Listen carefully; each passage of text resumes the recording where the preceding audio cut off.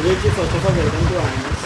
Thank you so much. सबसे पहले ये बताएं कि कुणाल मेहता जैसा लेयर कैरेक्टर को निभाना कितना चैलेंजिंग था आपके लिए?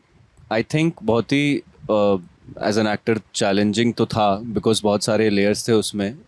उनके रिलेशनशिप में भी सोफिया के साथ दोनों एक्सेस हैं और बिजनेस पार्टनर्स हैं, जो कि काफ़ी कॉम्प्लिकेटेड हो सकता है। और साथ ही साथ बिजनेस चलाता है, एंटरप्रेन्योर है। सो उसके बारे में लर्न करना, सीखना, जैसे शार्क टैंक देखना, थोड़ा समझना what is profile like, how he thinks, what is his personality like, उसका बैकग्राउंड क्या है, तो वो सब समझना ज़रूरी था। आपने काफ़ी सारे एड्स किए हैं, क्या एड से एक्टिंग का रियल टेस्ट मिलना है या सिर्फ कैमरा कंफर्ट है?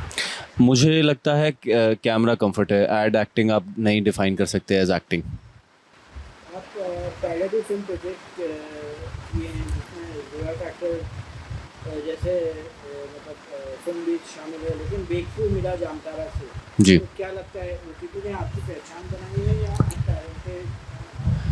आपके टैलेंट को फाइनली एक प्लेटफॉर्म मिला? मुझे लगता है कि हर टैलेंट को प्लेटफॉर्म की ज़रूरत होती है। इस केस में ओटीटी था, बट मुझे लगता है कि अगर आप मेहनत करते हैं और आप टैलेंटेड हैं तो कहीं कोई भी प्लेटफॉर्म आपको मिल सकता है, कभी भी ज़िंदगी के कोई भी पड़ाव पे।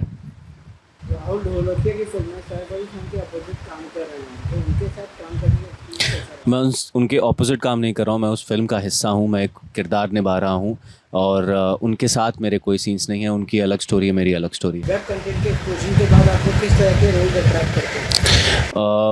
मुझे लगता है कि मुझे हर तरह के रोल्स अभी तक मिले हैं, मुझे बॉक्स में नहीं डाला गया, which makes me very happy. और मैं चाहता हूँ कि ऐसा ही रहे, अलग अलग किरदार निभाने को मिले, अलग अलग स्टोरीज़, यूनिवर्सेस का हिस्सा होने का मौका मिले। उदित, आपने सोनम कपूर के अपोजिट डेब्यू किया है, लेकिन उस फिल्म ने कुछ खास कमाल नहीं दिखाया। तो क्या लगता है कि गलत फिल्म या गलत टाइमिंग? मुझे लगता है कि एक फ़िल्म का फेट आपके हाथ में नहीं होता है। आप एज अ टीम आते हो साथ में काम करने, कुछ अच्छा बनाने के लिए। किसी का इंटेंशन ये नहीं होता है कि हम फ्लॉप बनाते हैं, बट उसका नसीब क्या है वो अल्टीमेटली रिलीज़ होने के बाद ही पता चलता है। बट जब हम बना रहे थे तो हम अच्छे इंटेंशन के साथ ही बनाने निकले थे और हमें बड़ा मज़ा आया बना के। जामतारा में साइबर क्राइम ऑफिसर बने थे, जी। लेकिन आजकल काफ़ी एक्टर्स के फॉलोअर्स भी फेक निकले हैं। इंडस्ट्री में असली और नकली का फ़र्क आप कैसे करते हैं? मुझे लगता है मुझे इंडस्ट्री में असली नकली क्या है उससे कोई फ़र्क नहीं पड़ता। मेरे अंदर असली और नकली क्या है मुझे उससे फ़र्क पड़ता है। तो वो मेरे लिए अंदर का असली इंसान इम्पोर्टेंट है मेरे लिए, बस। आपको लगता है इंडस्ट्री में सिर्फ लुक्स या स्टार कनेक्शन को काम मिलता है या टैलेंट को भी value मिलती है? मुझे लगता है दोनों चीज़ें हैं, और कोई भी वर्क कर सकती है। लोग अपनी किस्मत भी लेके आते हैं, और कुछ लोग कहीं से नहीं आते, लेकिन उनकी किस्मत उनका साथ देती है, उनका हार्ड वर्क। तो मुझे लगता है हार्ड वर्क तो नेसेसरी है ही, बाकी मुझे लगता है सबकी इंडिविजुअल जर्नी है, वो जैसे शेप ले। मतलब राइट दुनिया दिखाने का, तो मतलब ये रियल लाइफ में भी लोग शो ऑफ करते हैं, आपको लगता है कि मतलब मैं लाइव दुनिया ऐसे? हाँ बिल्कुल, ऑफ कोर्स होता है। तो अगर आप दिल्ली गए हैं तो आपको पता होगा कि बहुत नॉर्मल है वहाँ पे।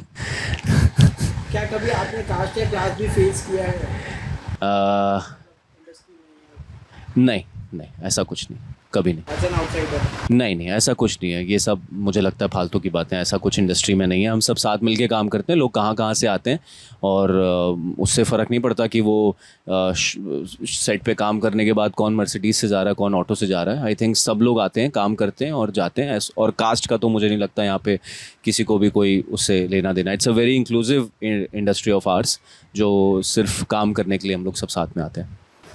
क्या कभी आपको लगा कि आपको किसी बड़े प्रोजेक्ट से हटा दिया गया है क्योंकि आप किसी काम का हिस्सा नहीं हैं? नहीं, मुझे नहीं लगता है ऐसा कुछ। पर इंडस्ट्री में आपको लगता है कैंपिंग कितना ज़रूरी है या कैंप करना है, किसी कैंप के अंदर घुसना कितना ज़रूरी है? मुझे लगता है कि ये अफवाहें होती हैं जो एक बार उड़ती हैं तो अपना वो फिर रूप ले लेती हैं अपना ही, और वो कहानी बन जाती है। फिर वो फैक्ट्स के रूप में लोग उसको स्वीकार कर लेते हैं, जस्ट बिकॉज किसी ने उसके खिलाफ कुछ बोला नहीं। बट मुझे नहीं लगता कि झूठ सच में तब्दील हो सकता है, ऐसा कुछ भी नहीं है।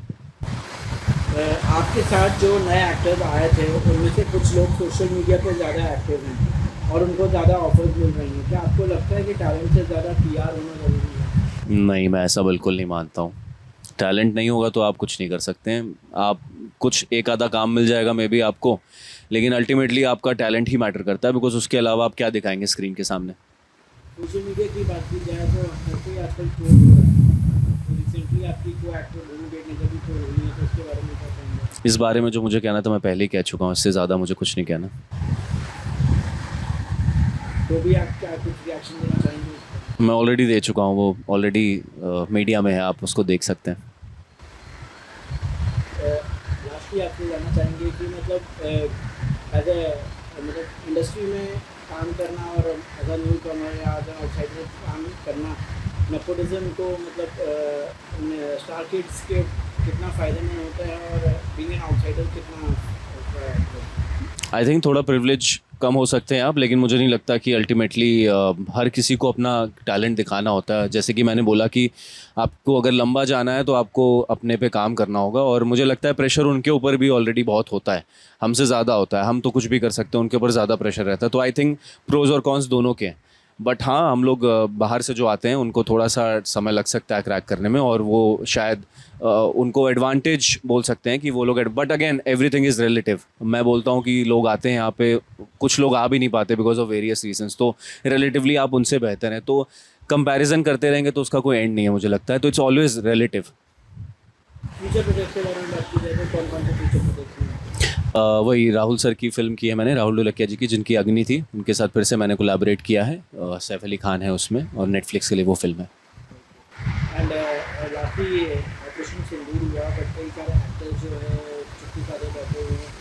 जब यूएस में कुछ होता है तो ब्लैक लाइव मैटर को लिखते हैं अपने इंस्टाग्राम पोस्ट पे या सोशल मीडिया पे या अपने सोशल मीडिया हैंडल पे लिखते हैं ब्लैक लाइव मैटर पर। इतना बड़ा ऑपरेशन हुआ, क्योंकि कुछ लोगों ने इस बारे में कुछ बोला नहीं, तो क्या कहेंगे उसके बारे में? मुझे लगता है कि बहुत लोगों ने उसके बारे में अपनी प्रतिक्रिया व्यक्त की है, और मैंने खुद देखी है। तो मुझे नहीं लगता ये तो गलत खबर है कि कुछ नहीं बोला। आई थिंक सब उसके सपोर्ट में आए हैं, और जो सही चीज़ है उसके बारे में सब ने बोला है, मैंने खुद देखा है।